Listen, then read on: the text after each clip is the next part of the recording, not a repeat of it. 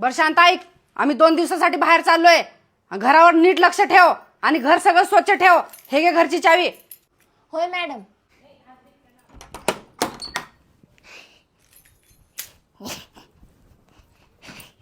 आता या घराची मालकीनी मी जामेली एकदाची वैताग आणला होता पार. तिच्या साड्या, लाल साडी, बाई ही तर लय भारी साडी आहे. एखादी साडी घेऊन गेली तरी तिला काय फरक पडणार आहे, तिच्याकडे हजारो साड्या पडल्यात.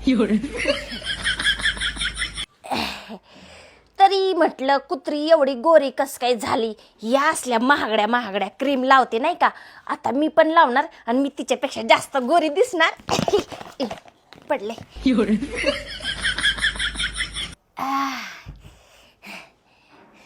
एवढं घरात पडले तरी मला कधी बोलली नाही डुक्कर तोंडाची, शांता घे एक घास तू पण खा, कुत्री मेली.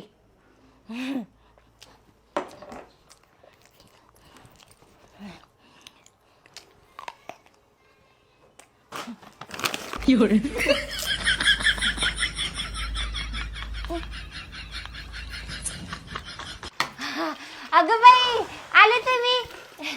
साहेब पाणी बिणी आणू काय? नाही नाही, नको नको नको. शांता, हा खाल्लीस का नाही काही? नाही नाही साहेब, नाही खाल्लं काही. का? आता तुम्ही घरात नाही, कसं कुठं हात लावायचा.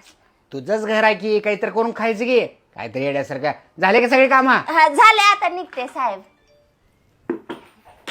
येते साहेब. हा या या. हा.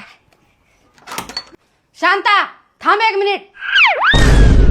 हे बघ, एखादी साडी घेऊन गेली तरी तिला काय फरक पडणार आहे, तिच्याकडे हजारो साड्या पडल्या.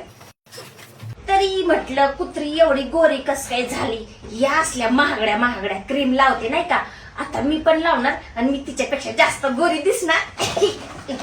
पडले.